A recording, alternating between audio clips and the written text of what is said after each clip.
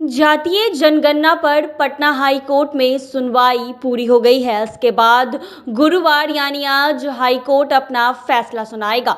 इससे पहले Patna high court में 2 दिन से दोनों पक्ष दलीलें पेश कर रहे थे। वहीं बहस के दौरान महाधिवक्ता पीके शाही ने कहा कि सरकार को गणना करने का अधिकार है। राज्य में आर्थिक रूप से पिछड़े लोग समेत जन्म और मृत्यु की भी गणना करनी चाहिए। उन्होंने कहा कि सरकारी लाभ लेने के लिए सभी अपना जाति बताने के लिए तैयार रहते हैं। इसके साथ ही हाई कोर्ट ने बिहार सरकार से पूछा है कि आर्थिक सर्वेक्षण कराना क्या कानूनी बाध्यता है।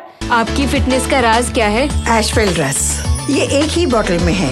Stress, weakness, acidity, obesity, hair fall, skin की हर परेशानियों का एक ही हल। Ashwell life, diabetes free life.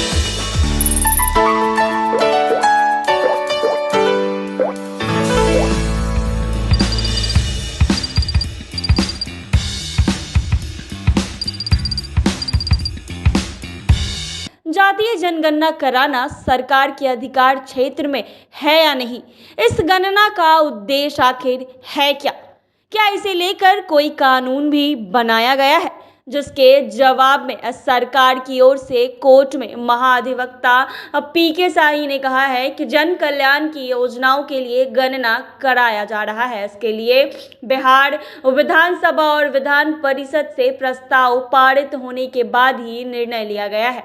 ये राज्य सरकार की नीतिगत निर्णय है। इसके लिए बजटीय प्रावधान किया गया है। इस गणना से सरकार को गरीबों के लिए नीतियां बनाने में आसानी होगी। वहीं इस मामले में याचिकाकर्ताओं द्वारा कहा गया है कि बिहार सरकार के पास जातियों को गिनने का अधिकार नहीं है। ऐसा करके सरकार संविधान का उल्लंघन कर रही है। हाई कोर्ट में दायर याचिका में कहा गया है कि जाति आधारित गणना में लोगों के जाति के साथ साथ उनके कामकाज और उनकी योग्यता का भी ब्यौरा लिया जा रहा है। ये उसके गोपनीयता के अधिकार का हनन है। इसके साथ ही याचिका में ये भी कहा गया था कि राज्य सरकार को जाति गणना कराने का संवैधानिक अधिकार नहीं है। इसके साथ ही इस पर खर्च हो रहे 500 करोड़ रुपए भी टैक्स के पैसों की बर्बादी है। इसके अलावा इस मामले की सुनवाई पहले सोमवार को होनी थी, लेकिन राज्य सरकार की ओर से जवाबी हल्फनामा रिकॉर्ड पर नहीं होने के कारण मंगलवार की तारीख मिल गई थी, लेकिन बहस पूरी नहीं हो सकी, जिसके चलते आज भी सुनवाई हुई। सभी अर्जी का विरोध करते हुए महाधिवक्ता पीके शाही ने कहा कि विधानसभा और परिषद में सर्वसम्मति से प्रस्ताव पारित होने के बाद जातीय जनगणना कराने का निर्णय लिया गया था। कैबिनेट में उसी के मद्देनजर गणना कराने पर अपनी सहमति दी है। मालूम हो कि इससे पहले सुप्रीम कोर्ट ने चीफ जस्टिस DY चंद्रचूड़ और जस्टिस TS नरसिम्हा ने जातिगत जनगणना पर रोक लगाने की मांग वाली याचिका पर सुनवाई की थी।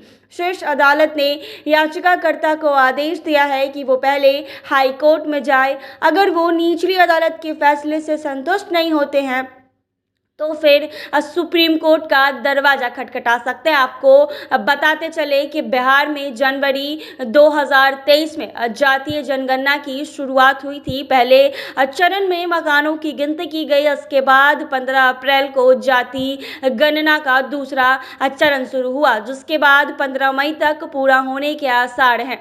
दूसरे चरण में प्रांगण घर घर जाकर लोगों से जाति के साथ साथ सामाजिक और आर्थिक स्थिति से जुड़े सवाल पूछ रहे हैं। नीतीश सरकार भारी भरकम खर्च के साथ जातीय जनगणना करा रही है।